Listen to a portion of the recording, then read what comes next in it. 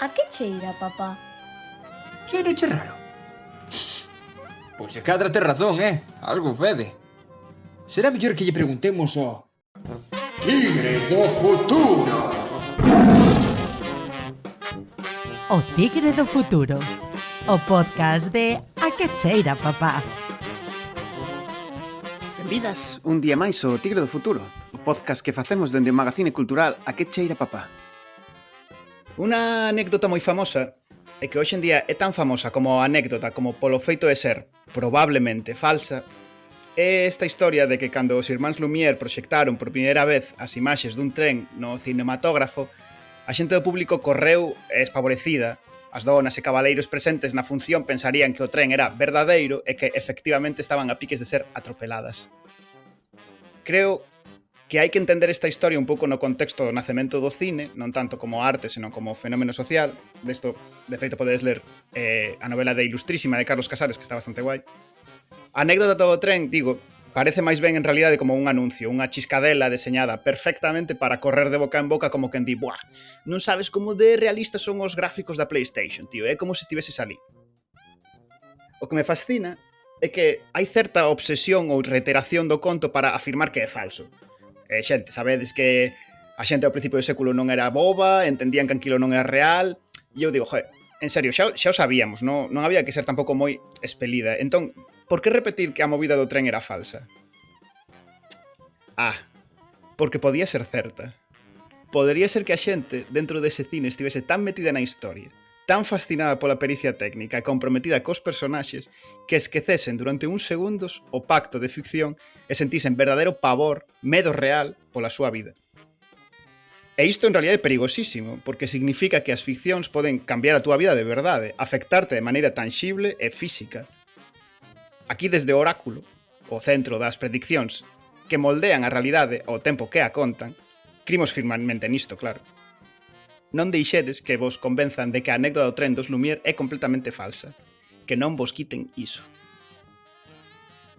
En fin, eu sou Guillermo Rodicio e para contar as historias máis evocadoras teño comigo as mellores compañeiras.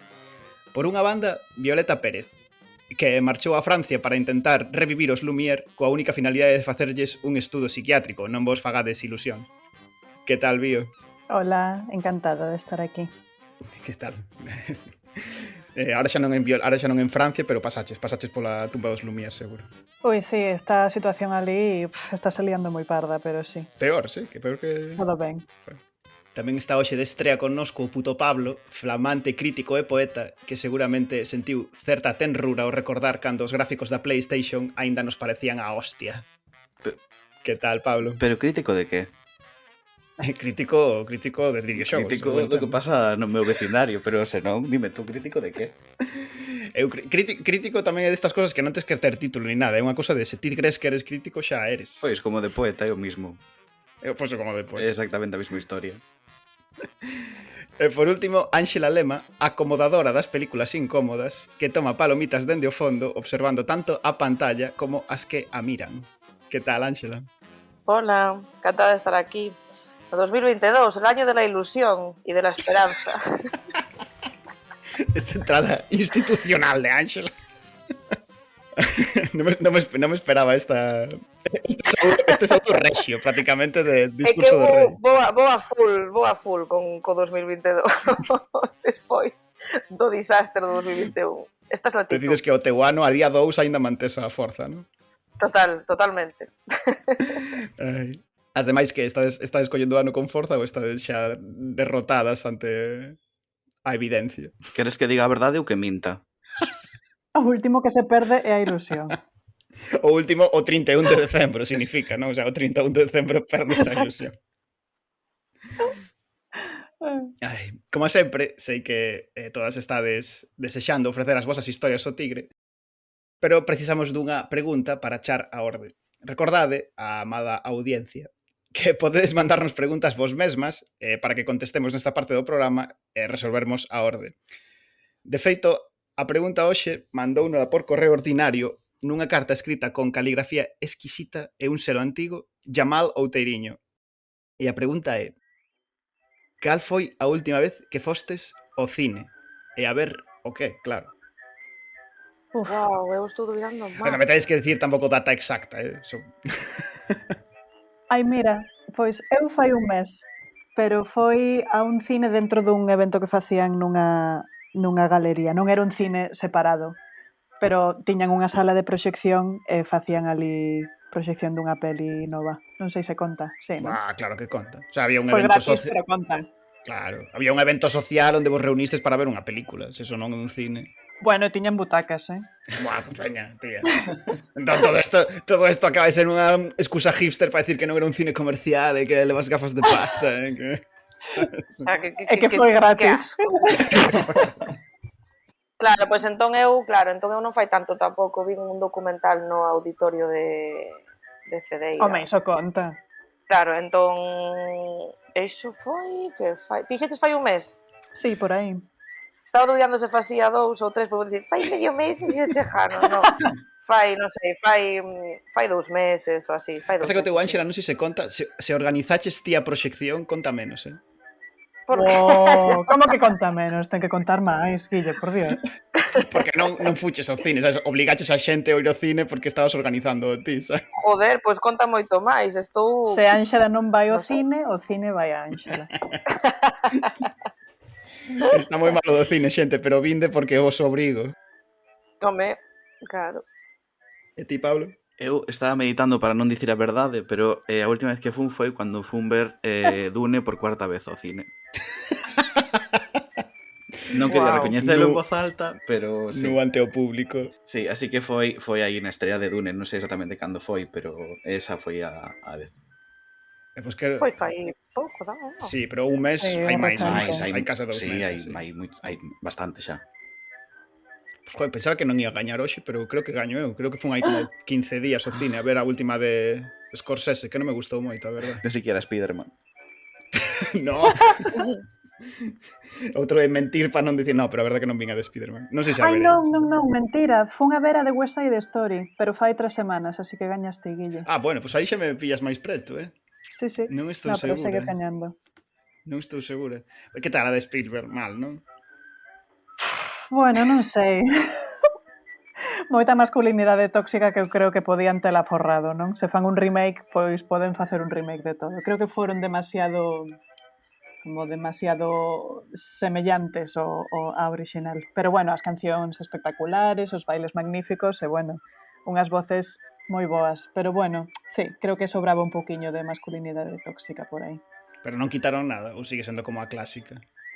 É moi similar, realmente. Sí? Tampouco penses que fixeron tanta... A ver, fai moitos anos que vin a original. Igual aquí a xente discrepa, pero pareceume bastante fiel. Sí.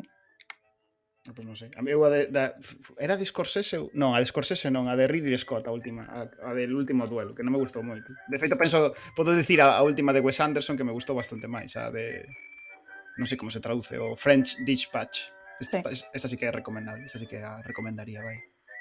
E Ángela, ti cal fuches, o sea, cal era o documental? Que non quixiches facerte autopromo? No, proxectamos para a rapazada do instituto de aquí o documental de Barullo de Bocixa Rei que ofrece unha panorámica da música actual en Galicia. Que guai. É super guai, Sí, e aparte direi que descubrín bandas, en plan moi guai, moi guai. Son todo entrevistas a, pois, eu que sei, Moncup, a familia Camaño, Que guai. despois, bueno, tamén Guadi Galego e tal, pero moi guai. Que guai. Molou moito, funcionou moi ben, moloulles moito, a verdade é que é super guai.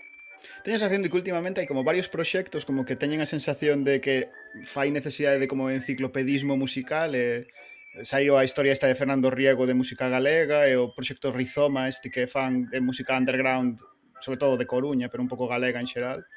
É verdade.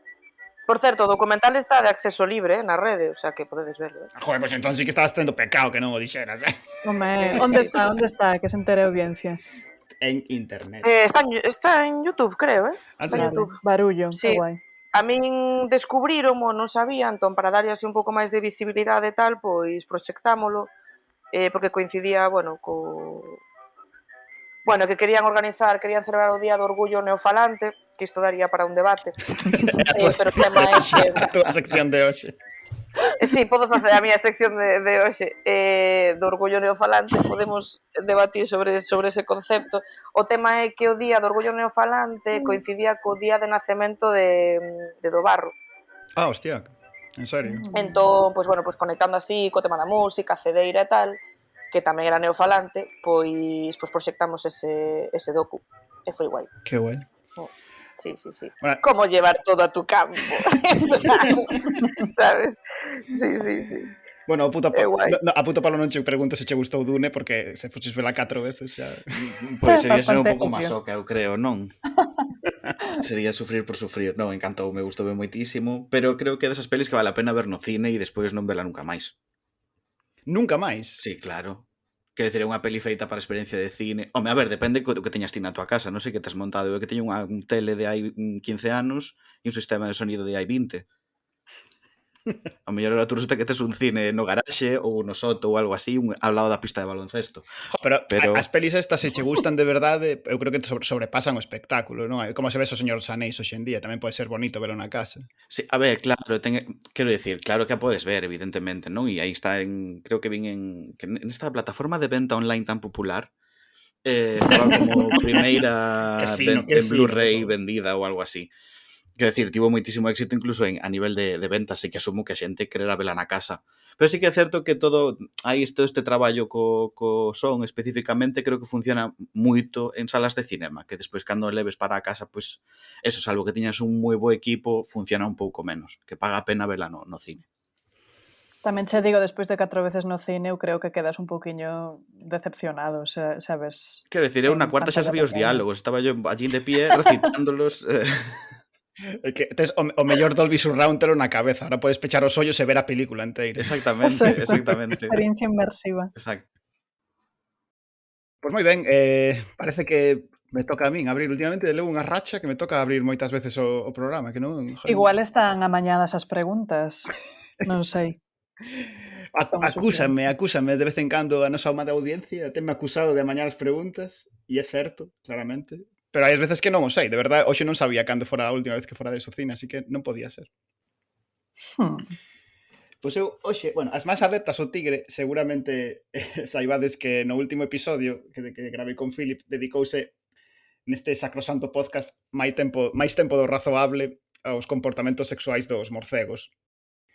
Isto unido ao feito de que estamos preparando no outro podcast que temos, o Valiro Perfecto, un episodio dedicado aos vampiros, pois fixo que fose acumulando unhas procuras de Google, digamos que extremadamente específicas, que me levaron a un recuncho da rede o que nunca me asomara, e mima, vaya terreos fronteirizos.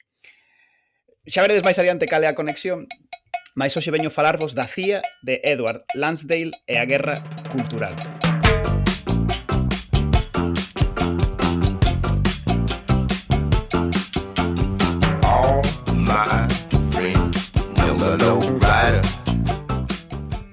Vale, como premisa ou como exercicio previo, só coa frase guerra cultural, en que pensades en xeral? Se digo guerra cultural, en que tipo de cousas pensades? Escribimos a geada e o sese ou non? Eso é a guerra das isoglosas, Pablo, a guerra das isoglosas. Ups, perdón. Eu non sei o que estou pensando, a verdade. Estaba pensando no sistema literario gallego. O puto peor, de verdad. Non sei, non estou pensando nada en concreto. Ahora me dejo llevar porque nos propoñas, a ver. Pero digo, normalmente, cando se fala de guerra cultural ou cando se adoita falar nesos termos, pues, os temas a tratar normalmente son pois rollo é que vemos moitas series norteamericanas e acabamos asimilados culturalmente, ou sabíades que as películas de alienígenas eran propaganda antisoviética, ou que Godzilla era unha metáfora da bomba atómica, sabes? Ese tipo de como de empregar os teus produtos para atacar outros estados, non? Mais no contexto da sección de hoxe imos falar de guerra en termos moito máis literais, de conflicto armado e accións bélicas, de coller a cultura do inimigo e convertela en arma, e tamén de olladas coloniais e como afectan a enxeñería armamentística. vale, de priori entendo que non teño que facer aquí ningún disclaimer de que a CIA leva xa décadas actuando sen moito pudor no estranxeiro, pero por si acaso deixamos isto como premisa evidente da que creo que non paga moito a pena discutir, non? Correcto, sí. Sin sorpresas. Vale, entón, a primeira operación da que vos quero falar hoxe é a chamada Operación Fantasía, que xa é un name moi bo, pero que a mí me gusta chamar Operación Naruto.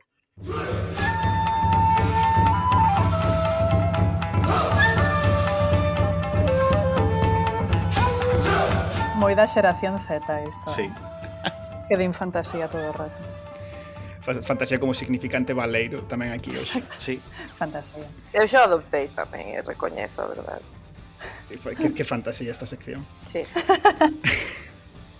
Vale, como colocámonos cronolóxicamente nos anos 40 do século XX na Segunda Guerra Mundial. De feito, a CIA neste momento aínda non existe como tal, mas no contexto da guerra o goberno norteamericano crea unha axencia que chama a OSS, de Office of Strategic Services, e que ven sendo o antecedente claro do que ven despois a CIA, vai.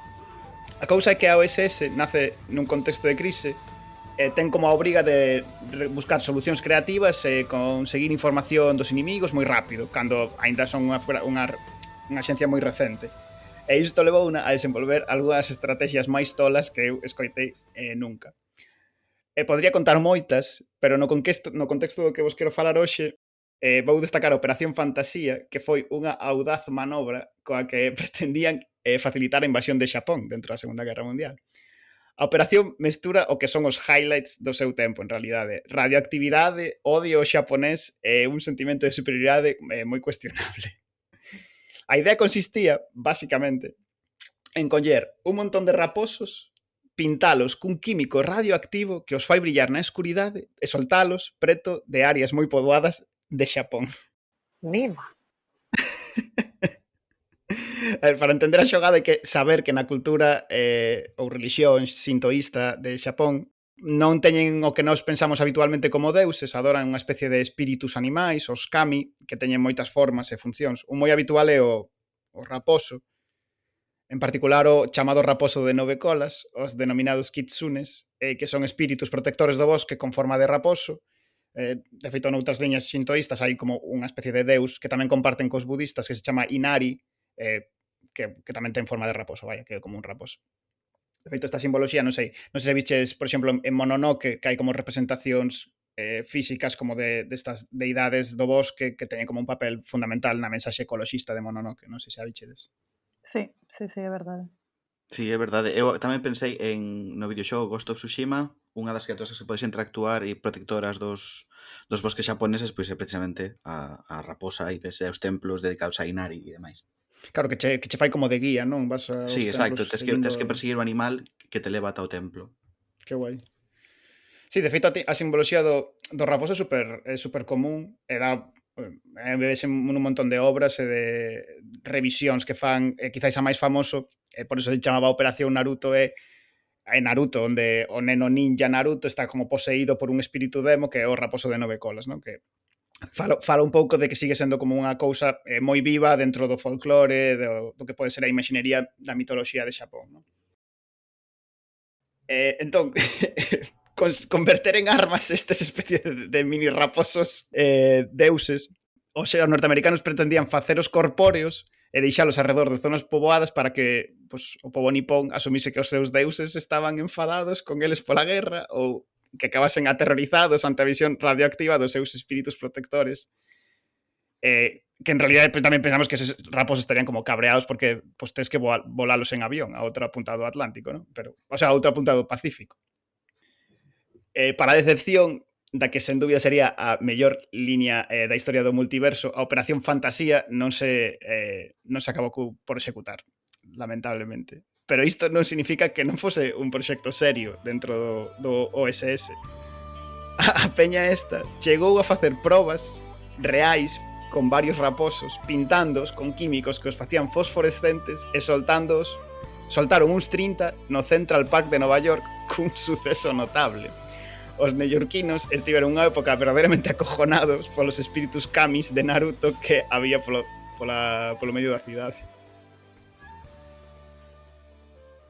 Sabes, a min recórdame isto a historia esta de que a Xunta é a que solta lobos con helicóptero por aí. Andan soltando algo. Cando empecemos a ver os lobos fosforescentes de noite, empezaría a creerme esta teoría de verdade, sinceramente. Bravo. Despois desta Operación Fantasía, nace... que todas as frases que levan a Operación Fantasía son as mellores frases da historia, probablemente, pero bueno. Digo, despois da Operación Fantasía xa pasamos ao nacemento da CIA e entra en escena o que é o noso vilán de hoxe, que se chama Edward Lansdale. Lansdale foi un militar estadounidense que acabou sendo maior xeneral e traballou durante moitos anos da CIA, un tío como de rango moi alto, vaya, non é un mindundi. Digamos que Lansdale foi toda a vida un amante da guerra psicolóxica e estou seguro que miraría con moi bons ollos todo o tema da Operación Fantasía porque estaba convencido de que a maneira máis eficiente e directa para gañar unha contenda de guerra era empregar a cultura do inimigo contra el. Imos falar das que eu creo que son as dúas mellores ideas que tivo Lansdale nunca, comezando por a que probablemente o fixo máis famoso, que é a campaña dos Aswang nas Filipinas.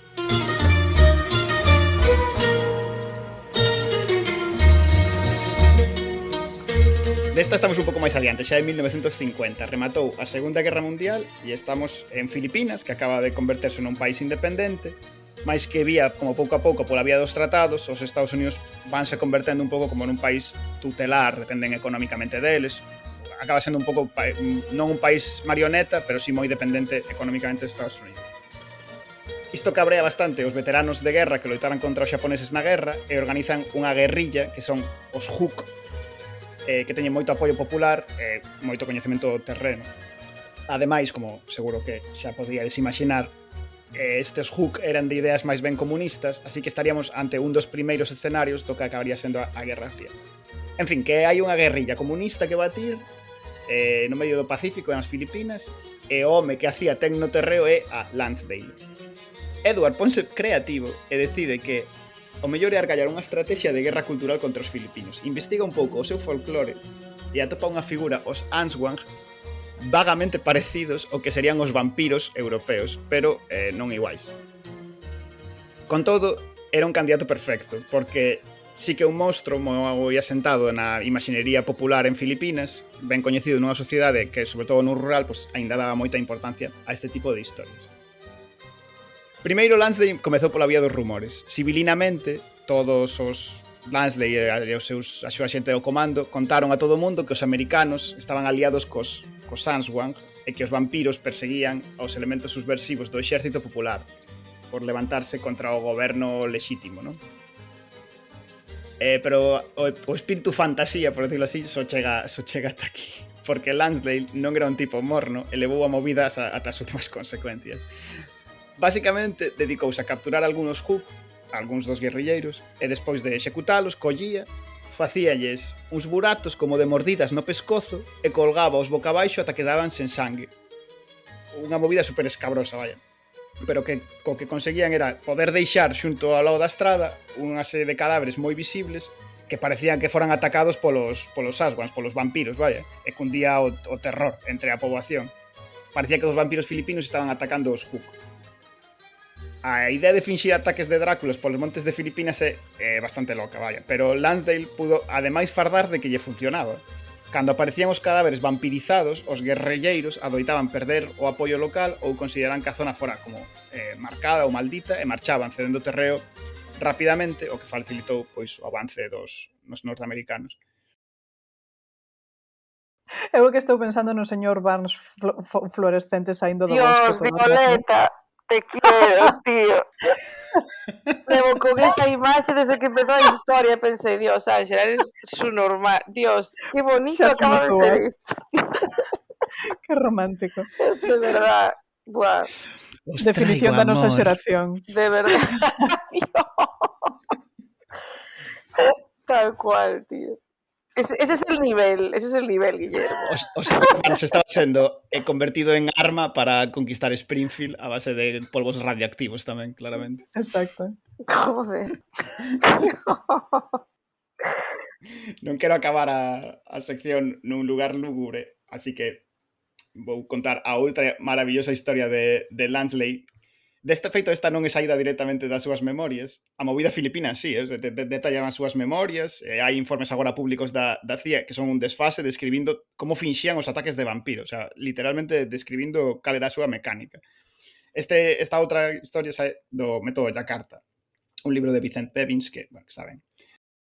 O contexto é a Operación Mungus, que se cadra si que vos soa, que é moito máis famosa. Básicamente eran os plans da CIA para intentar tumbar a Fidel Castro.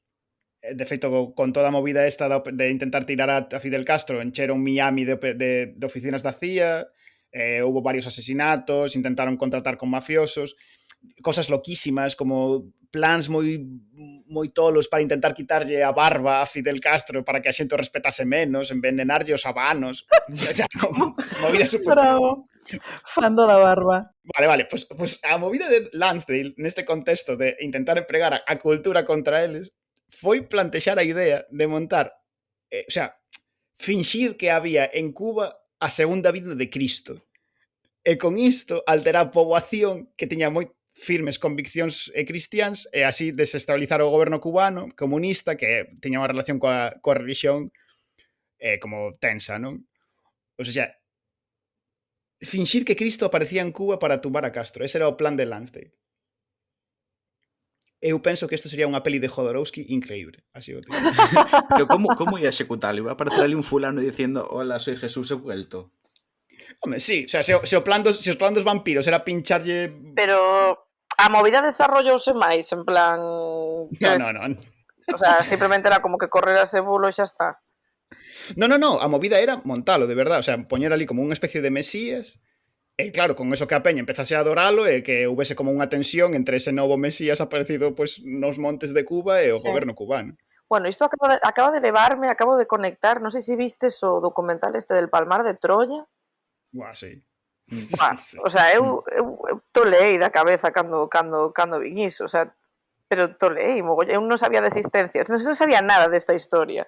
E cando vin o ano pasado, que ademais vino no confinamento, que es como, que miedo todo.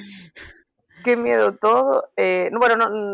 Conectei no como con isto, ¿no? Como que pues unha anécdota que se dá, ¿no? E que varias persoas se apropian dela, bueno, que neste caso xa están como creando a propia anécdota, ¿no? Como con un fin concreto, pero vamos, que estes dous paisanos que empezaron a crear o bulo, non? E a facelo cada vez máis grande para que a xente, bueno, a través da fe, ¿no?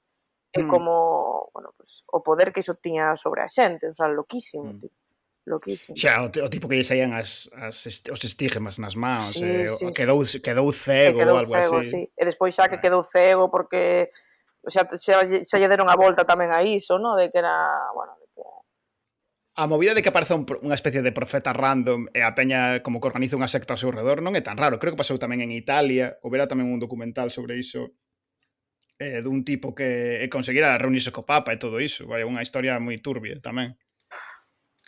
Eu que vexo é que todas estas historias teñen en común, a ver, dende o meu punto de vista, eu creo que este señor está como infraestimando totalmente a culturas que non son a súa, non? En plan, claro. fago unha cousa simplísima, vou reducir toda unha cultura complexísima da que sou completamente alleo e non teño nin idea a súa creenza religiosa e entón se ataco iso, vou destruir absolutamente todo, pero é unha cousa absolutamente xenófoba, racista e, vamos, de supremacía. Sí. Colonialismo absurdo, supremacía occidental, non? Que dis, por favor, tío.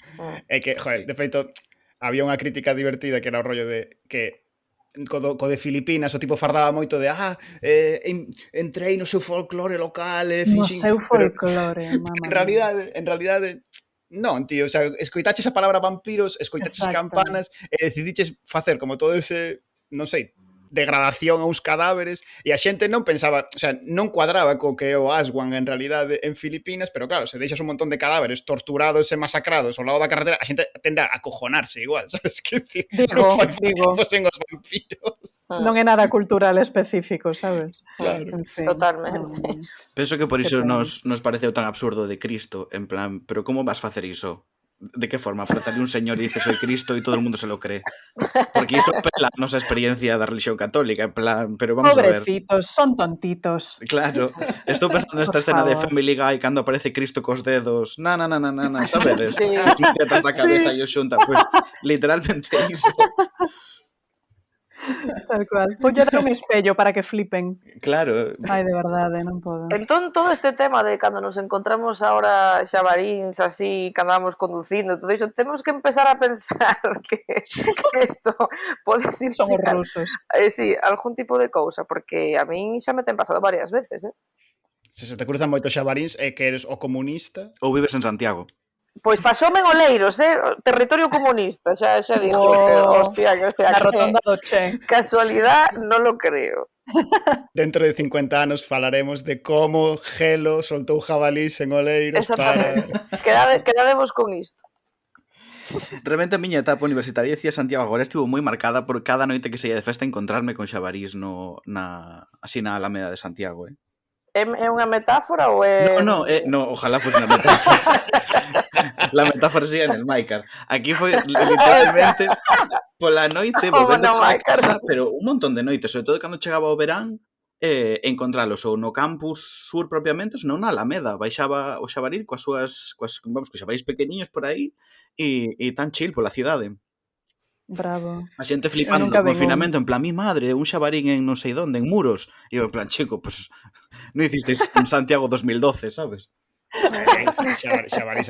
Pero e a que son experiencias, joder, no fondo sí que son experiencias un tanto, non vou dicir trascendentais, pero nas que sintes como unha especie de comunión random coa natureza cando atopas animais como moi fora de contexto. A mí E aparte flipan e quedanse así mirando fixamente, non se moven porque non saben moi ben como reaccionar, non? E ti tampouco, e é como un momento un pouco, sí, metafórico en sí, E ahora non? imagina que é un raposo fosforescente, tío.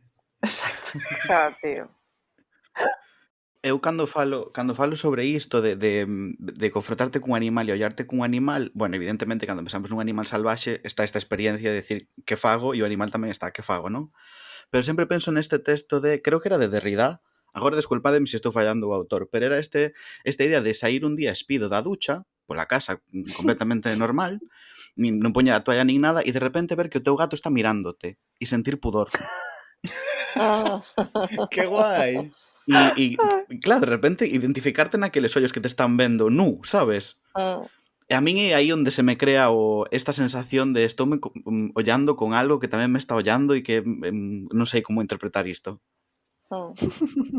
Que chulo. Eu estaba nese animal fora de contexto, estaba pensando que fai pouco foi unha clase de proba de surf e vinme totalmente como un animal fora de contexto, como este no es mi contexto. Bravo. Xela, sí soy. Atopas un golfiño e cruzades miradas e o golfiño recoñece que non estás cómodo. No, por eso de como este non era o meu contexto claramente, o sea, había unha forma de falar e unha jerga e tal que digo, isto non é o meu medio. Boas ondas. Claro, é como sentir así la ola. Pura vida. Claro, e todo eso, sentime como un xabarín atravesando a rotonda do Che, como de por Oleiros, en plan, non é mi contexto. En fin. Como cheguei aquí, sabes? Exacto. Quen son? Que son? Que fago aquí?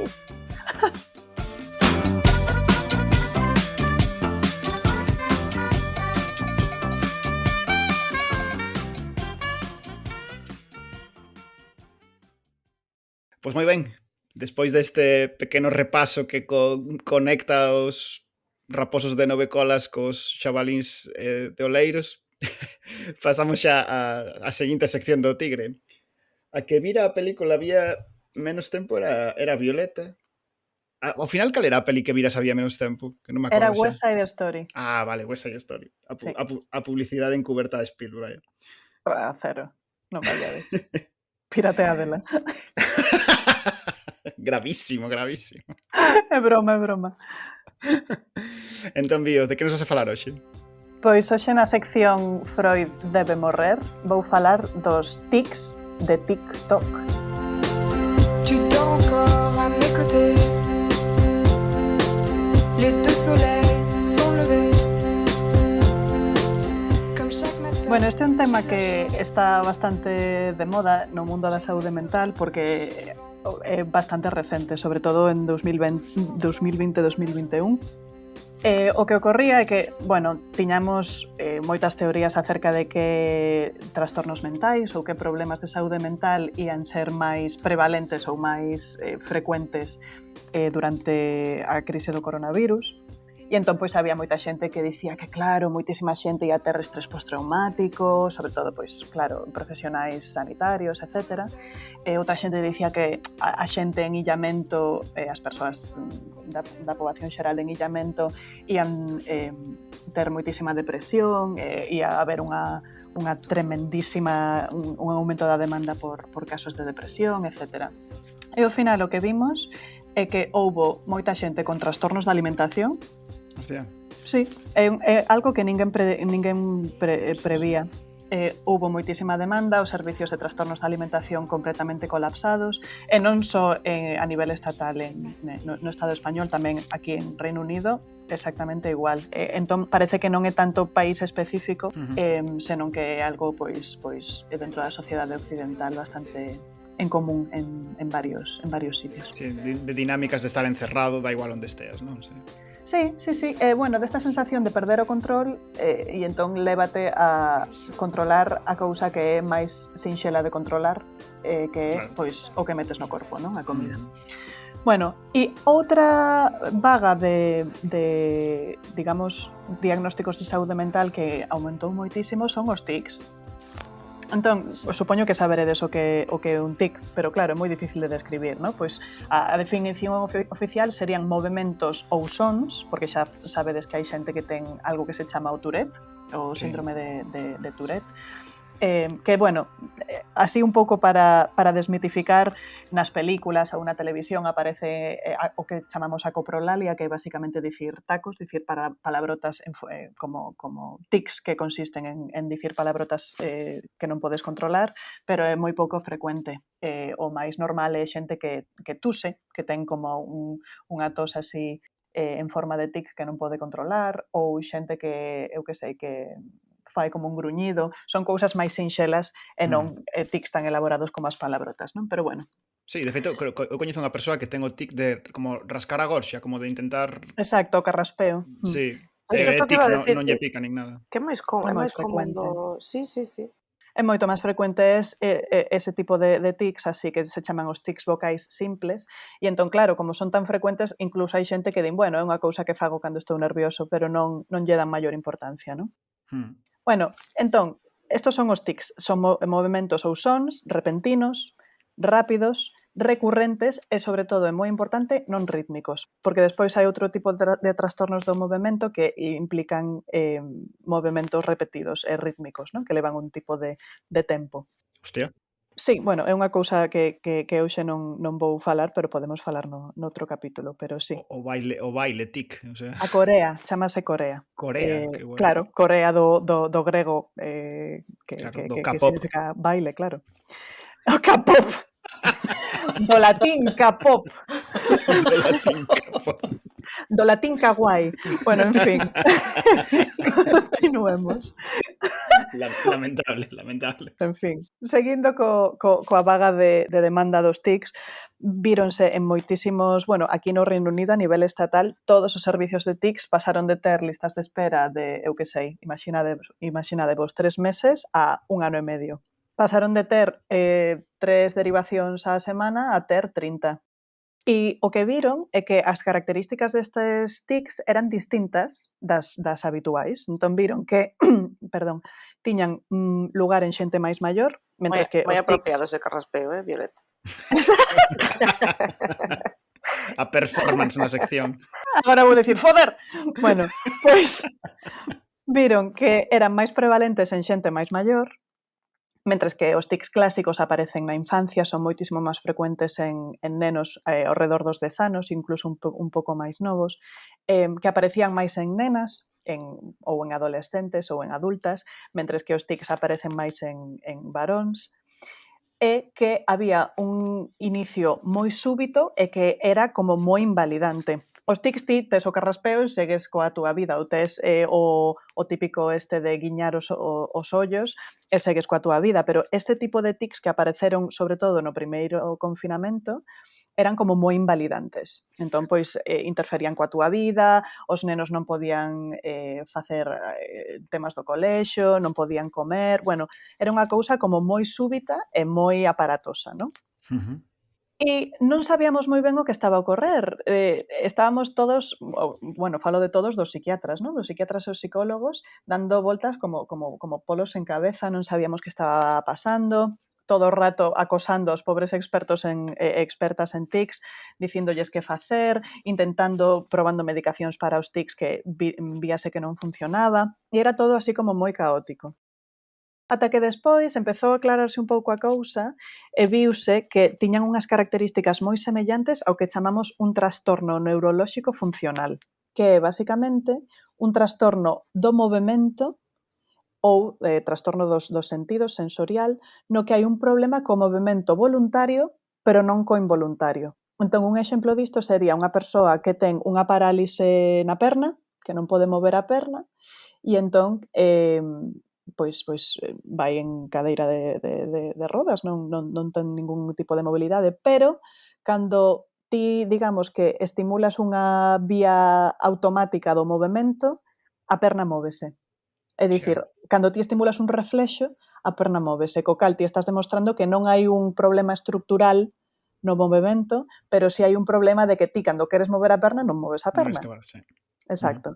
Entón, este tipo de diagnósticos son moi frustrantes, sobre todo para os neurólogos, porque digamos que non hai nada anatómico ou nada que ti poidas sinalar dicindo, vale, isto está mal, douche esta medicación e entón correxímolo, non? É unha cousa como máis esotérica. Igual que o membro fantasma, igual que todas estas cousas así máis un pouco a cabalo entre o psicolóxico e o neurolóxico, non? Sí, como que non hai dous cables que non fagan conexión e podo xuntar, senón que todo parece funcionar exactamente, pero non sei onde está o problema. É como de software, non? Sí, claro. Exacto. Entón ti levas ao ordenador a reparar e din, pois non sei, está todo perfecto, non sei que facer. Entón é moi frustrante porque a persoa ten un problema que lle está afectando a súa vida, pero os médicos din, eu non atopo nada, entón a persoa está completamente frustrada e o médico tamén, porque o seu traballo é arreglar algo que está danado, non? Bueno. Pois este tipo de tics tiñan este tipo de características. É dicir, ti cando lles das medicación para os tics non responden, normalmente, son moi invalidantes e non sabes moi ben cal é o problema. E despois, outra característica é que os tics clásicos teñen como unha especie de sentimento premonitorio, é dicir, que ti tes a sensación de que o tic vai vir, e entón fas o tic. Pero ti como que sintes que o tic vai vir, non? E é como definen as persoas que teñen tics defineno como unha sensación de picor, e o tic é como se rascases esa sensación de picor, non? Sí, é un alivio. Ti cando fas o tic, alivias esa sensación premonitoria. E os tics clásicos tamén é verdade que se poden suprimir. Ti podes suprimilos normalmente, inda que sexa por uns minutos. E é moi típico que os nenos van ao cole, non fan os tics no cole e despois chegan a casa e teñen máis tics como para aliviar esa sensación de telo reprimido todo o día, non? Mentres que os tics funcionais, que eran estes tics que apareceron no confinamento de 2020, pois non se podían suprimir. Entón, claro, as típicas cousas que ti recomendabas a xente que tiña tics non funcionaban para estes tics novos, entón estábamos todos preocupadísimos, xa vos digo, as listas de espera interminables. Empezouse a ver tamén que esta xente tiña outros trastornos de saúde mental asociados. Tiña depresión, tiña o mellor problemas de inestabilidade emocional, tiña traumas, tiña ansiedade, outras cousas, non? Entón non eran casos tan sinxelos como un neno que ten tics, sí, que saen da nada e punto. E empezaron a ver, rañando un pouco, pensando tamén no contexto dos nenos, bueno, eu falo dos nenos, pero tamén ocorreu en adultos, non? Pero falo dos nenos porque é o que eu coñezo, digamos, a área na que eu traballo. Empezaron a ver que moitas destas persoas tiñan pasaban moitísimo tempo en redes sociais. E especificamente pasaban tempo en redes sociais, por exemplo, TikTok, digo TikTok, pero bueno, tamén Instagram, ¿no? Pero redes sociais nas que a xente subía vídeos de ataques de tics. En Entón, serio? había xente, influencers ou bloggers ou como se chamen, tiktokers, que subían vídeos seus tendo ataques de tics. E entón a xente vía eses vídeos e desenvolvía ataques de tics. Como? Ese. What? Estou Sí, sí. flipando. Sí.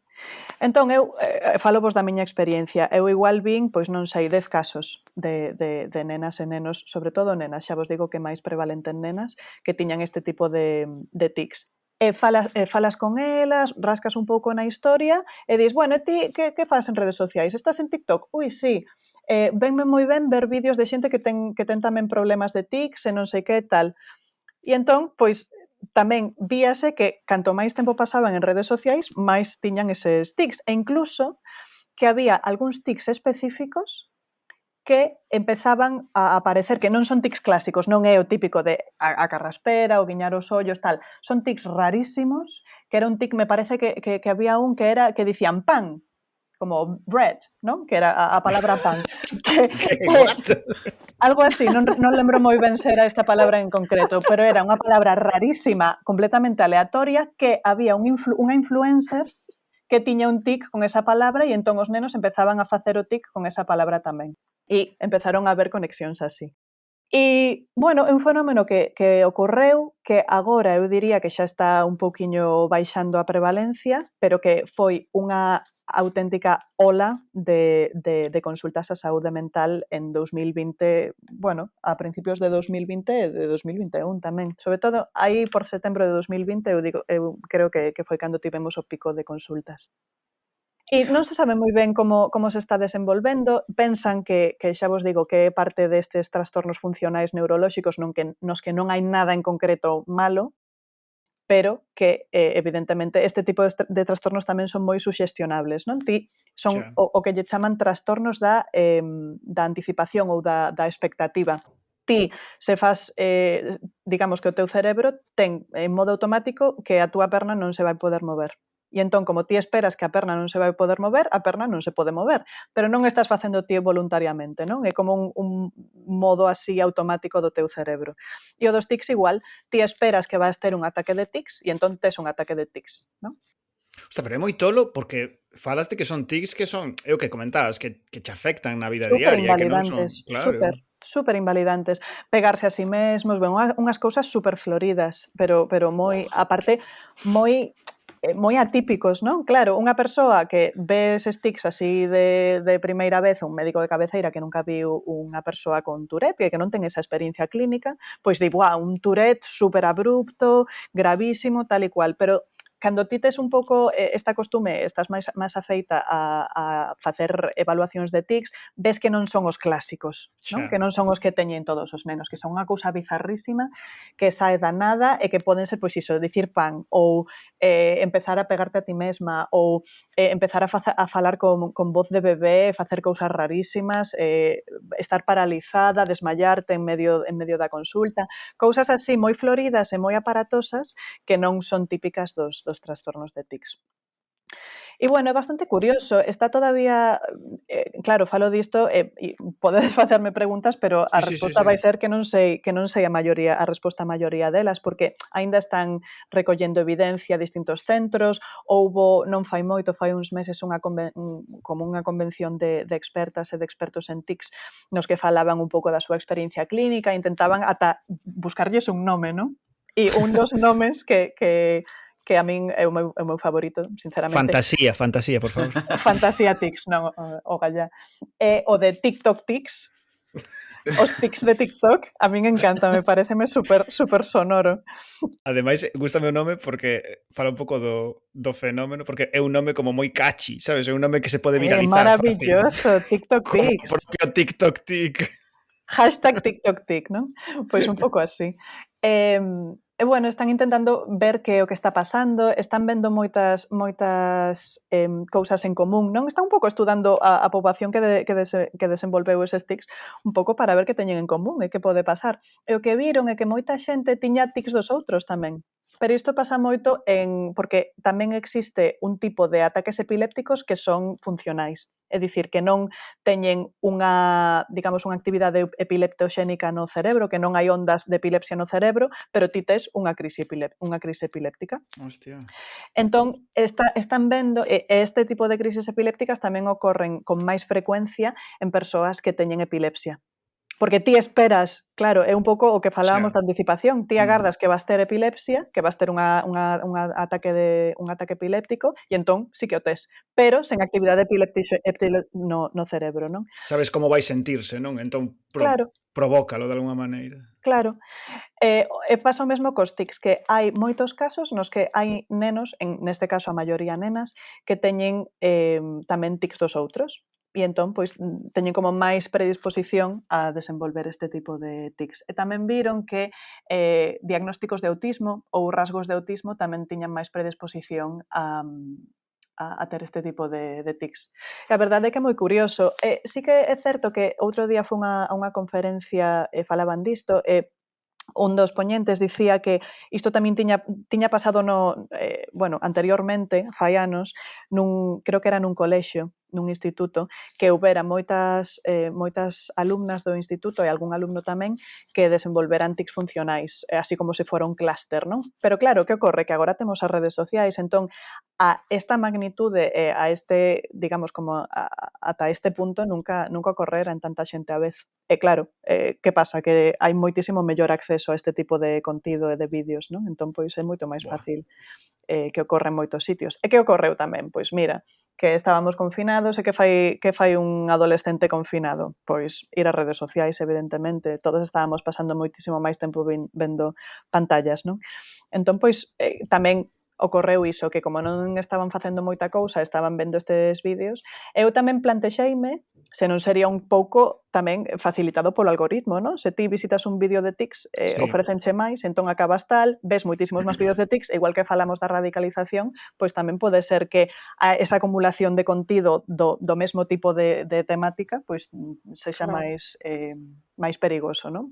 Pero unha pregunta, Violeta, entendo que se daba como maiormente en persoas que xa teñen ese tic e buscan a persoas que o teñan e digamos que o feito de velo de forma tan repetida como que o agudiza, ou unha persoa que non o ten directamente pode Desenvolvelo, non? desenvolvelo, Sí, exacto, sí, sí. pode desenvolvelo. Pero se o desenvolves, que tes unha predisposición xa a iso? Non ou- se sabe. Iso Non é o se que están sabe, investigando. O que están investigando é se ti tes que ter unha predisposición, digamos, biolóxica, que teu cerebro Exacto. poida desenvolver eses tics para que ti desenvolvas os tics, ou se Sí. pode pasarlle a calquera persoa. Hai moita xente, eu dos casos que vin, eu diría que a mitade, pero claro, isto é unha estadística que me estou sacando eu así da manga, pero na miña experiencia clínica eu diría que máis ou menos a mitade non tiñan ningún tipo de historia de tics, non tiñan ningún tic antes deste día. É algo moi característico tamén que lembran o primeiro día no que tiveron un ataque de tics. Mentres que ti, cando tes un tic dos outros, digamos dos clásicos, dis, bueno, sí, cando tiña 3, 4 anos empecé así como a guindar un pouco o ollo e tal, pero non sabes a esa data específica Non na son que... nin conscientes nin de cando porque xa levan como con iso. É porque é moi progresivo. Claro, ti Mm. empezas un día cunha carraspeira e despois vaise como aumentando e gradualmente pouco a pouco tal, mentres que estes tics, de repente, un día, plas, empezas a facer todas estas cousas así un pouco da nada. Pero eu diría que hai un porcentaxe de xente que non tiña ningún tipo de historia de tics dos outros, non? O de pan pareceume super divertido porque pensei que decías pan como exclamación, o sea, como intersección. No, Pero cando dixeches bread, claro, digo, equivalente aquí, churrasco ou algo así, sabes? Molaría Hai como a canción, churrasco. Claro, Pois, pero pensei que decías pan como, eu que sei, sabes? sí, como unha onomatopeya. Boa, sabes aquí me estaba recordando a min que é unha historia que en realidade tamén valía para unha sección. Polo visto, hai varios casos documentados, o que a documentación é un pouco confusa porque son épocas medievais, pero sábese que creo que eran na zona de Flandes un dos casos, e Xusto outro iba a falar por diso Alemania. agora tamén. Sí, vas a contalo, Sí. O dos bailes histéricos comuns que non se sabe moi ben de onde... O baile de San Vito. Bueno, é histeria colectiva maravillosa coa cal temos esta herdanza de Freud, non? De a unha muller pasalle algo e entón é como contagioso porque somos tan suxestionables como mulleres que é contagioso, non? Claro, pero a historia dos bailes estes é moi loca, non sei se a coñeces, é que normalmente falase de que era épocas ou que pasaran como durante moito tempo en guerra e a xente tiña como moitísima tensión en riba ou pasaron unha época de hambrunas e todo o Sí, mundo sí, estaba sí. como moi nervioso e de repente como varias persoas empezaron a bailar maníacamente, en plan no medio da praza do pueblo e todo o mundo se lles foi xuntando e bailaban como unha cousa que non controlaba, en plan que houve peña que morría de agotamento, de bailar durante días enteiros e acababan mortos. E movidas así. O sea, que non estaban controlando nada do corpo, vaya. Pois sí, pode ser, porque son suxestionables. Unha cousa moi característica destes tics é esa, que ti, cando tes un tic clásico, ti se falas do tic, acabas tendo tic. Eso sí que ocorre, Sí, cos tics sí. normais de toda a vida. Dicir, cando fas unha avaliación de tics, estás facendo aí a primeira visita e tes que preguntar por varios tics e tal, o neno ou a nena sí que ten máis frecuencia, con máis frecuencia eses tics diante de ti. Pero a característica destes tics novos non é que é falando deles, é que vendo a outra persoa tendo ese tic, ti tes o tic. E isto non pasa cos tics clásicos. Entón, pois, esa suxestionabilidade da que falas, que sexa por ver a outra persoa, pois é como máis característica dos trastornos funcionais, como este tipo de tics. Que eu xusto estivera investigando para este tigre sobre os casos estes de histeria colectiva para falar sobre eles. E o que me pareceu interesante sobre o tema do baile de San Vito, en particular ese caso en concreto en Flandes tal, foi que hai dúas teorías, pero parece ser que unha pode explicar a outra. Evidentemente está de, bueno, foi histeria colectiva, jiji jaja, la gente pues le dio histeria e hizo esto, pero a outra tamén está que puede ser por unha intoxicación de non sei que tipo de alimento que provocaba eses movimentos compulsivos do corpo. E que foi a partir de ver a unha persoa moverse daquela maneira ou a un grupo de persoas convulsionar daquela maneira que o resto se contaxiou, non? É moi parecido ao que tú estás explicando de TikTok. E vin outro caso, pero este xa é moito máis recente, como do ano 2009 ou algo así, en México, nun instituto en que parece ser que sucede recurrentemente. Súbitamente un alumno desmáyase e a continuación desmáyanse o resto. Sí, eso é un trastorno funcional. É clásico, pero clasiquísimo, o desmayo funcional. Sí, sí. O que me gustou da historia foi que parece que entrevistaron ao conserxe da escola e el dixo, sí, pero isto pasa todas as semanas. Bravo. Eu son Anxo Quintana. Todos eran Anxo Quintana. A puta referencia. Bueno, e non vos lembrades de Doraemon, do final de Doraemon?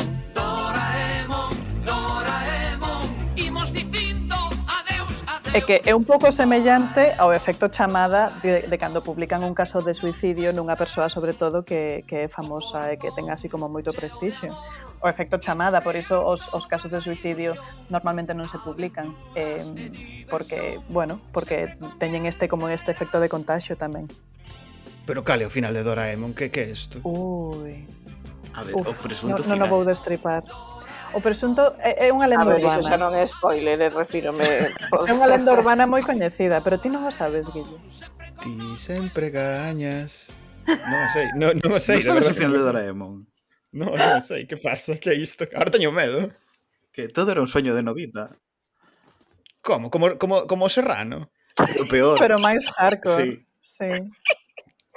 Como máis hardcore? Non estou entendendo nada. Eu non me acordo diso. Todo era un soño de Novita. Sí, claro. Claro, é que tivera un accidente. Non? Novita estaba no hospital polo tema de Hiroshima. Ah, é verdade.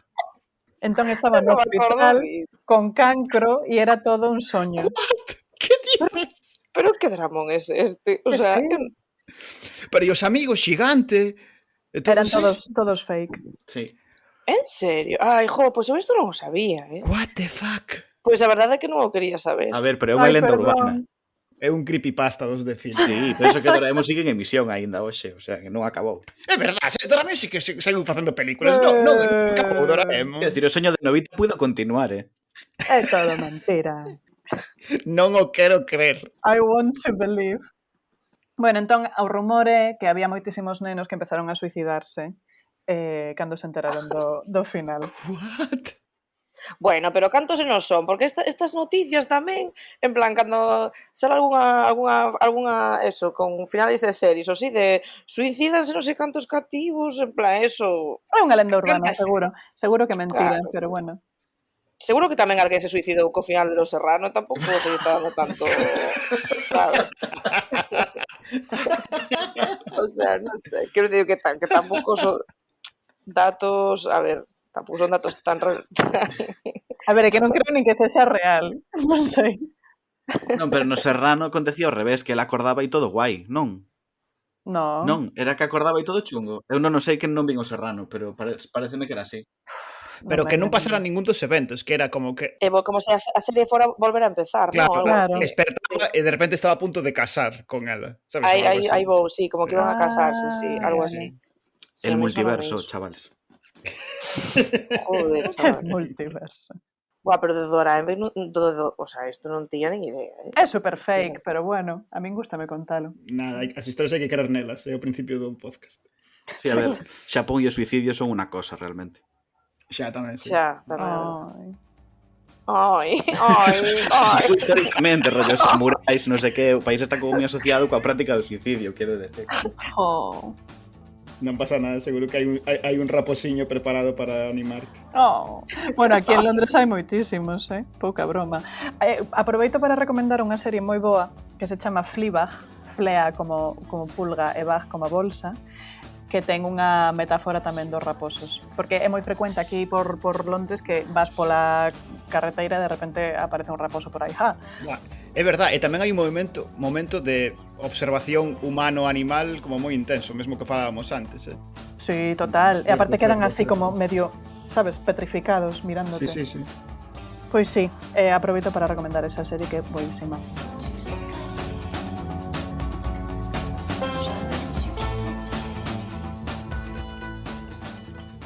Ai, pois moi ben.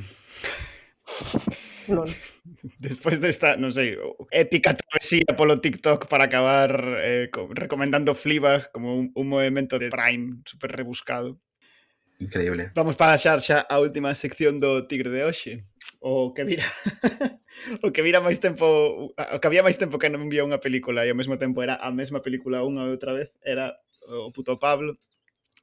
Así que, Pablo, de que nos vas a falar hoxe? Eu tamén vivo atrapado nun bucle temporal que non se acaba e non sei que. Pois, eu quería falarvos hoxe sobre... Esta era a miña idea inicial. Quería falarvos sobre os tulipáns e os NFTs, pero houve un youtuber que comparto o parecido no nome, o puto Miquel. É verdad. Buah. Sí, casualidade non lo creo. E Ostras, resulta que é certo. publicou un vídeo estes días ao respecto. E a verdade é que o vídeo é moi parecido a xusto que eu ia falar. Así que tiven que resolver a situación un pouco como puiden no tempo que me quedaba. E hoxe traigo para vos unha historia sobre illas do Pacífico e cordas.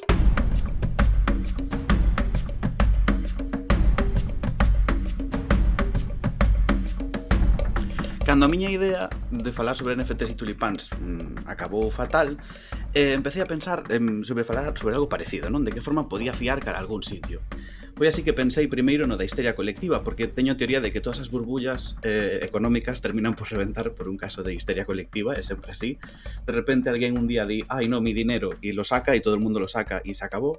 Buah, que boa metáfora, sí. Sí, realmente funciona un pouco así. De feito, revisando os casos de histeria colectiva, hai un de 1907, creo, no, 1920, agora non estou moi seguro, na cidade de Nova York, en que de repente toda a xente empezou a sacar os seus cartos completamente asustada e non hai ninguna explicación, non? Que pasa? Que encontrei ese caso, encontrei o caso das adolescentes que se desmayan súbitamente en México e un conserxe que parece telo super normalizado sin ningún tipo de problema. Encontrei, evidentemente, os bailes de San Vito por Europa adiante na época medieval e ningún parecía convencerme demasiado, non? Os bailes medievais pois son moi famosos, toda a xente sabe máis ou menos sobre eles, e o resto son historias que digo, bueno, lembro agora tamén que encontrei un ataque de risa nunha zona de África, creo, agora non estou seguro, e o que pensei realmente isto foi un velatorio que se lles foi das mans, sabes? Nun velatorio non te podes rir e de tanto aguantar termina desembocando nun ataque de risa colectivo. Tampouco me pareceu Claro, tampouco me pareceu moi atractivo porque é unha experiencia demasiado cotidiana e que vivimos día a día.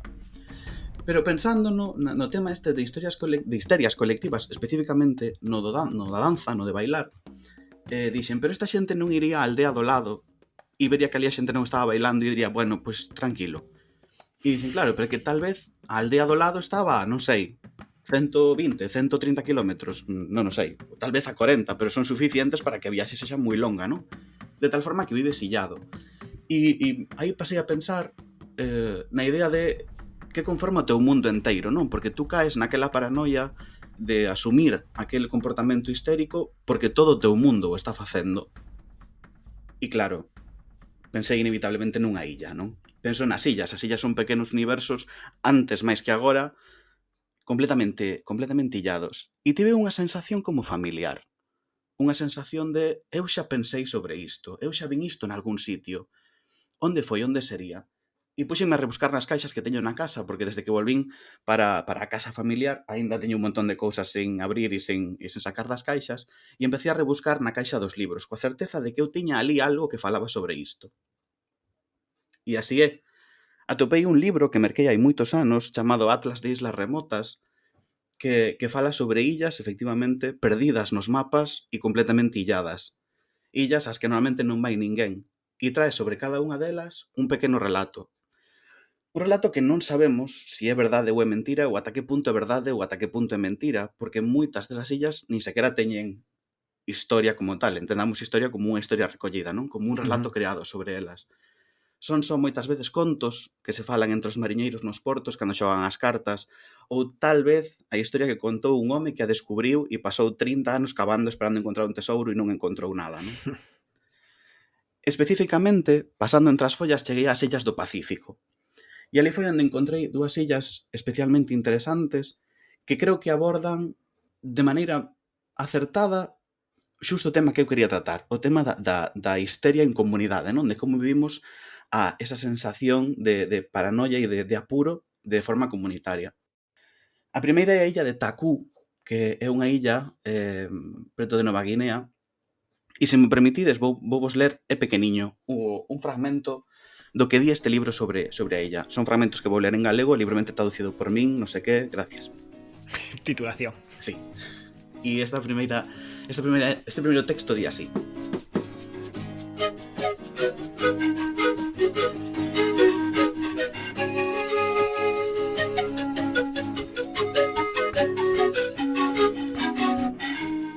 Os misioneiros e os investigadores teñen prohibido poñer un só pé sobre esta illa.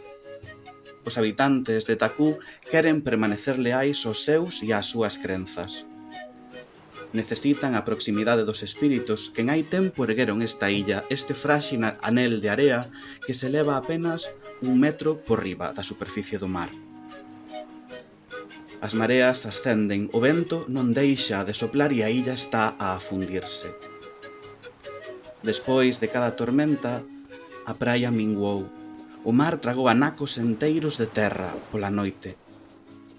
A culpa teñen a fricción das placas tectónicas en constante movimento e o cambio climático. O mar adéntrase cada vez máis na terra, inunda as raíces dos palmeirais e salga as augas subterráneas tanto que as plantas de iñame murchan e non hai comida para saciar a fame dos isleños. Os anciáns non cren que Takú vai a afundir e rexeitan abandonar a illa, tentan construir diques, xuntan raíces, areas e pedras para formar masas compactas que depositan nas beiras máis ameazadas polo mar.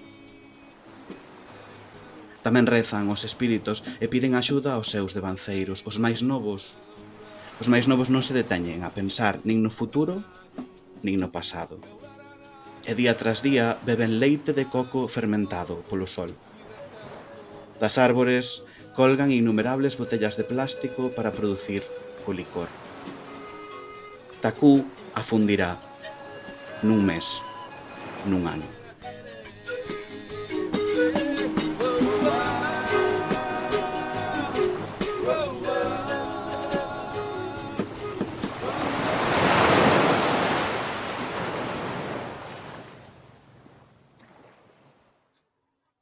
Que guapo.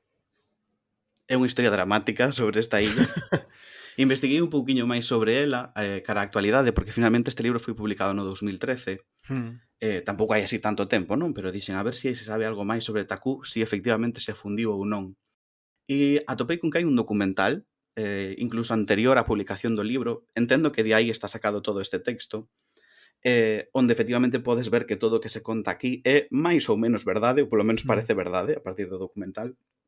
E os últimos datos que atopei son como do 2020, máis ou menos, e Takú aínda non se afundiu, non queda moito de Takú, perdeu xa máis do 50% do que lle quedaba, pero os anciáns continúan a non querer abandonar a illa e os novos están esperando a que o goberno os reubique, o que pasa que a situación política, social e económica non favorece moito, e moito menos agora, esta reubicación. Así que están, aínda a día de hoxe, 20 anos despois de que se falase de Takú internacionalmente por primeira vez, agardando a que alguén o saque de ali, porque a illa efectivamente afunde. Sí, porque ademais creo que teñen como un problema a nivel de recoñecemento, porque como que son unha comunidade como que case non teñen nin pasaporte, nin documentación, están como integrados dentro do Estado de maneira moi laxa, non? Ou algo así. Sí, este ano foi a primeira vez que dende Papúa Guinea realizaron unha visita oficial á illa e como que se comunicaron con eles, pero é certo que non, a pesar de que houve aí certo, non sei, micrófono para eles comunicar os problemas da illa, non se trasladou finalmente nunha realidade. Cheguei aquí, evidentemente, pensando na histeria, porque que faría eu? Que pensaría eu? Eu tamén sería dos que se botaría a beber o día inteiro non sabendo que a miña illa vai desaparecer. Joder, no fondo é como unha metáfora de todo o cambio climático, non? Un pouco. Moi exagerada e como moi extrema, pero a súa resistencia ao mesmo tempo parecenos fútil, non sei, pensarías en marchar, non? Pero claro, onde vas a marchar? Todo o teu mundo é esa illa, non?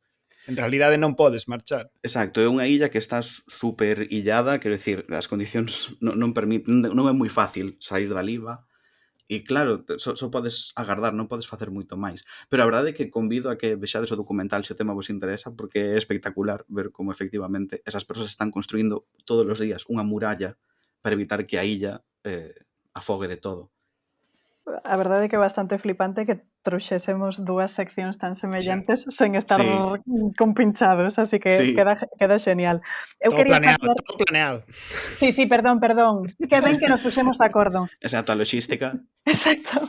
Pois quería facer unha aclaración, porque é verdade que o termo de histeria é un termo que moitas veces empregamos como sinónimo de pánico. Entón, eu como psiquiatra toca huevos, quería facer un pouco unha aclaración do que significa no sentido orixinal a palabra histeria. Entón, ben, evidentemente de hísteros, de útero, porque era unha doenza psicosomática ou, bueno, mental moi presente en mulleres, e é unha das aportacións terribles que fixo Freud na miña opinión, pero ao mesmo tempo describe entidades que sí que siguen vixentes e que siguen existindo.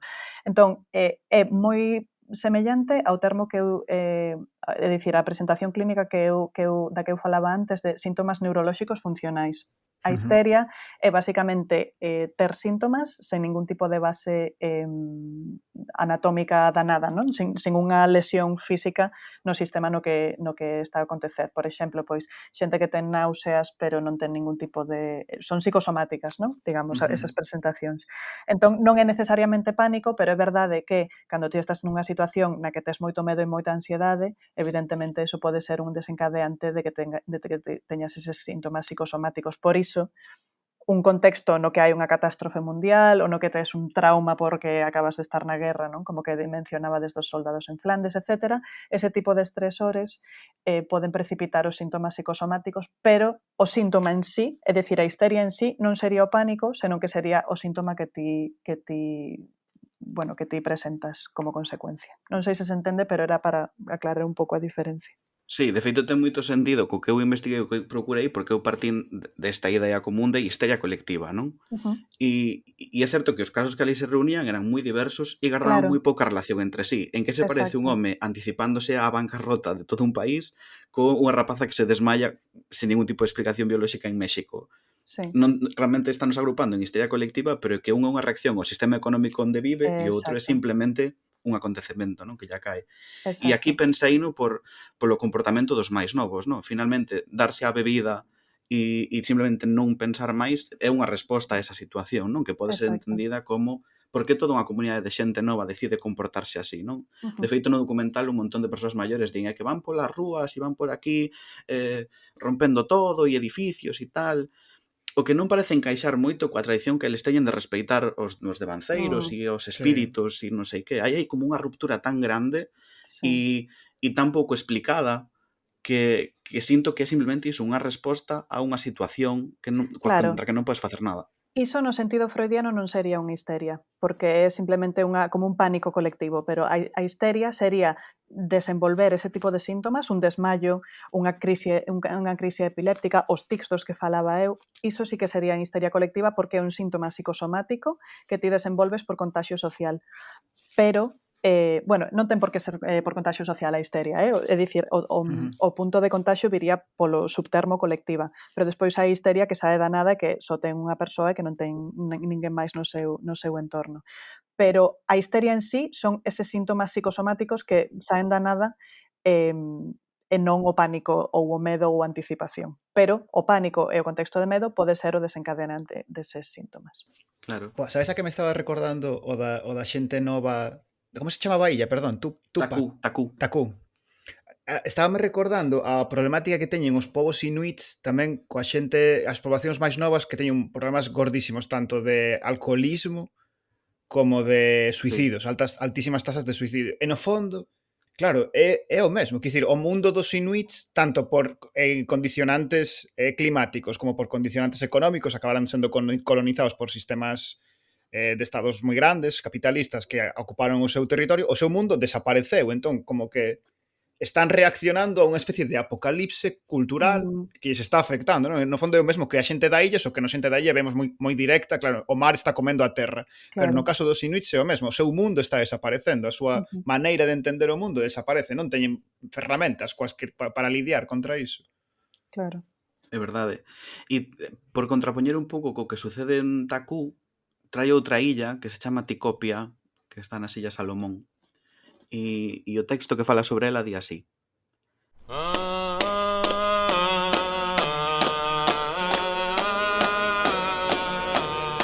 Esta illa está habitada desde hai máis de 3000 anos.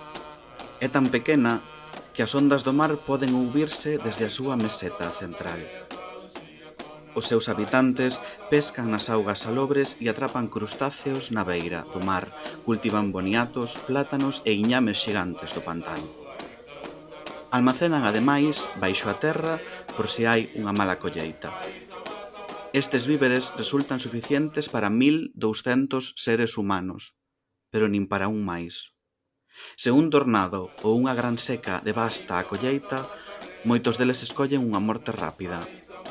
As mulleres solteiras afórcanse voluntariamente nas súas casas ou bótanse ao mar, e algúns pais deixanse arrastrar polas correntes mariñas xunto aos seus fillos, nunha viaxe en canoa da cal non regresan nunca.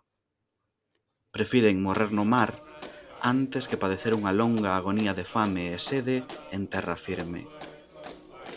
Cada ano, o xefe das 4 tribus de Ticopia lembra as regras para evitar o crecemento da poboación. Todos os nenos e nenas deben vivir de acordo a elas e alimentarse tan só co producido na horta familiar. Por iso, só o fillo maior pode ter descendencia. Os restantes fillos deben permanecer solteiros e ser extremadamente coidadosos para non procrear. Os varóns síntense obrigados a previr a concepción e convertíronse en expertos do coitus interruptus. Pero se a concepción non puido ser evitada, as mulleres presionan o seu ventre con pedras quentes antes de que suceda o parto.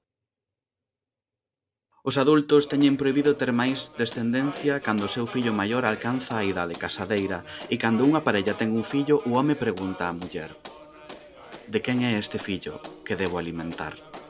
E só el decide se o recén nacido debe vivir. As colleitas son pequenas. Déixame matar o noso fillo, xa que se vive, non haberá comida para el. Os recén nacidos son tumbados boca abaixo para que afoguen e morran. Estes nenos non reciben sepultura, pois non forman parte da vida de Ticopia. Que hardcore. Aquí temos como unha situación inversa de o problema non é escapar da illa, senón que ni sequera chegas a vivir nela ou algo así.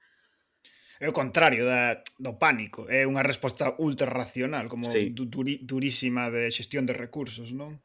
sí, e aínda na actualidade manteñen os 1200 individuos e ningún máis. Ningún só máis. Afortunadamente, de que dende 1850 aproximadamente que entrou o cristianismo na illa, estas prácticas, bueno, pues no lo vamos a hacer porque es un pouco va en contra dos derechos humanos. Entonces, como que se relaxaron moito e a día de hoxe simplemente si sucede esta sobrepoblación e tal, habitualmente a xente máis nova ten a oportunidade de sair da illa, vai para outro arquipélago cercano ou directamente emigran para terras europeas. Sempre é interesante as historias ou estas cousas que se contan das illas do Pacífico porque son como versións extremas de lóxicas ou de mecanismos sociais que existen noutra partes do mundo, non? Neste caso, penso, por exemplo, nas economías de alta montaña onde pasaban épocas moi illados por neve, pero incluso Sí. aquí, dentro de España, no Cantábrico, a familia da miña mãe contaba historias parecidas de que a comida que tiñas estaba planeada para os próximos 6 meses e era literal que non había máis comida, non ibas a ter máis acceso a comida que aquí estaba agora mesmo na despensa e non había maneira porque non podía chegar xente de fora ni sequera para comercial e entón tiñas que organizar toda o teu consumo calórico tamén en función da comida que había. Se había unha emerxencia grave na que ibas a gastar moitísima enerxía e necesitabas comer máis, podía significar morrer. O sea, estaba todo medido moitísimo máis ao detalle. Sí, a mí aquí sorpréndeme a frialdade de establecer un número de 1200 e 1200. Sabes? Ningún máis, ningún menos. Polo que lín en internet parece ser que remóntase a unha tradición que existe dentro da propia illa, que os fundadores da illa votaron contas ou algo así e daba para 1200 e 1200. E é unha norma que non alteraron, que aínda de hoxe, e Ticopia é unha illa que se pode visitar e parece que van moitos turistas a curiosear e todavía viven de acordo a esa tradición, non? Manteñen as súas tradicións e, vamos, viven a súa vida acorde a elas con total naturalidade. O sea, que non ten ningún tipo de simboloxía tampouco, número, Non, nin nada, o sea, é como exacto, que... non envolve nada o 1200, polo menos do que eu lin, nada está envolto. É unha cifra establecida, é un acordo social entre eles de que son 1200. É como hiperracional. E aínda así parece algo mitolóxico. Non o sei. No sentido de que está claro que por moi o detalle non pode ser que non puidesen vivir 1201 persoas. Quer dicir, puxeches o límite aí como unha cousa sagrada. Pois, pero non ao mellor non apela a un mito ou a unha cuestión simple, senón que é máis eso é máis arbitrario que apelar a un mito ou a unha lenda. Xa.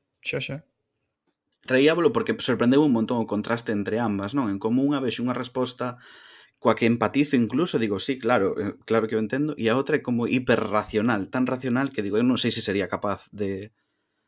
Que evidentemente sí, porque unha vez que medras e vives aí, esta é a túa normalidade e vívelo así, experimentala así e xa está, non? Home, sí, no fondo non deixa de ser como a política de fillo único xa China Exacto. levada ao extremo, non? Exacto. Podes repetir o título do libro, Pablo? O libro chámase Atlas de Islas Remotas. E a autora, a ver, ten un nome complicado, chámase Judith Shkalansky. Pero vamos, con Atlas de Islas Remotas, que teño en español, penso que se alguén lle interesa podedes encontrar. E trae un montón de illas máis e un montón de historias máis. De feito, Interesante. se vos interesa, eu tamén teño unha recomendación parecida de outro libro, sempre recomendo este libro porque me parece moi bo, que se chama Colapso, dun xeólogo norteamericano que se chama Jared Diamond, onde fala de como varias sociedades colapsaron por xerir mal os seus recursos naturais, un pouco como o caso contrario de Ticopia. A través de restos arqueolóxicos estuda como algunhas sociedades claramente chegaron a algún tipo de colapso porque tiveron algún problema, porque hubo un cambio radical no seu clima ou porque xestionaron mal os seus recursos. Por exemplo, a Illa de Pascua, polo visto, debeu quedar baleira porque sen decatarse talaron todas as árbores e despois non pudieron controlar a erosión e quedaron sen terreno arable, por decirlo así, por exemplo. E hai exemplos dese estilo que son moi interesantes. A verdad que penso que no contexto de cambio climático que vivimos é moi interesante ler estes libros porque te dá outra perspectiva de que non é unha cousa que nos estea pasando por primeira vez a nós, senón que outros grupos sociais noutros momentos históricos pasaron por procesos moi semellantes. Claro. Bueno, non sei se viste esa serie esta de Colapso. Cal? Unha serie francesa de Colapso. Foi Eu non a vi. considerada unha das mellores series do 2000, bueno, dos últimos anos. E un capítulo é en cada nun lugar diferente. O primeiro capítulo é o supermercado, o segundo a gasolineira, e ante, digamos, a fin de que, o sea, ante o colapso, digamos, ante que todo vai a acabar. Como unha especie de falso moi documental dun apocalipse plausible, non? Unha cousa así, soname de ver... Non documental, o sea, é a historia, son personaxes diferentes e como responden en escenarios diferentes. En plan, por exemplo, a ver, que non quero, pero por exemplo, da gasolinera é brutal porque hai, o sea, unha histeria enorme porque non hai gasolina e como, o sea, actitude de diferentes personaxes ante ese problema.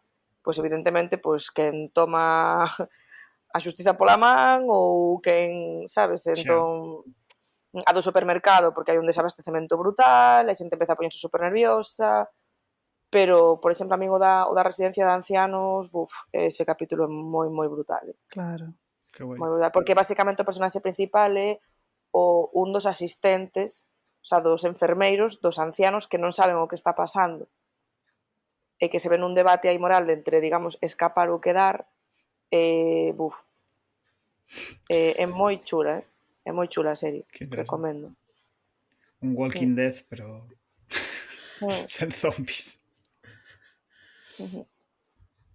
Estaba pensando, bueno, simplemente estaba pensando, es que o de Tibicopia está me volvendo loco, non sabía esta historia. Que data para pensar na movida do decrecentismo, sabes? Da teoría de que o fin do capitalismo é o fin dos recursos que existen no planeta. Sempre parece como unha cousa que dis ou que pensas que ten lógica pero que non parece real, como que non estamos aí, pero claro, hai certa illa no Pacífico onde xa chegaron ao límite de recursos e organizaron a súa estrutura social atendendo a iso, basicamente. A ver, eu fui un perverso con estas dúas illas que trouxen, porque a idea era, estou contando, non? Que as traigo porque contrastan entre elas e non sei que e tal, pero realmente o motivo polas que as traigo, polas que hoxe vos contei isto, é porque ambas reflicten ou polo menos relacionanse de maneira moi estreita con conceptos que se falan na teoría antropocénica e sobre Taku, por exemplo, é unha referencia pareceme clarísima sobre que a idea do colapso e a catástrofe ten moi pouco que ver coa apocalipse bíblica e ao final, polo menos en Europa, vives tan rodeado por esta cuestión del apocalipsis es el fin del mundo que de repente un día llega e se acaba el mundo. Que rollo, non, pero é que o que está sucedendo non é iso, é unha apocalipse moi moi lenta, sabes? É lenta e ademais é aburrida e é laboriosa porque a xente non se deixa morrer, loita por vivir, non? Entonces, o que sucede é isto, un proceso longuísimo de ver como desaparece o teu fogar, pero tamén desaparecen especies, desaparece formas de vida, vaya. E por contra está Ticopia, non? Que é xusto unha reflexión sobre iso, sobre o decrecentismo, ata que punto podes levar o decrecentismo e, de alguma maneira, falar sobre o decrecentismo tamén ten que colocarnos neste punto. Por iso insistín tanto no de que 1200 creo que non vende unha lenda, senón que é unha decisión arbitraria, porque para nós tería que ser así, teríamos que poñer aquí hai un punto, pese a que todos sabemos que non hai unha forma de dicir vale, a partir de 15.000 grans de area isto é unha praia e antes non o é. Non, é un pouco o mesmo problema.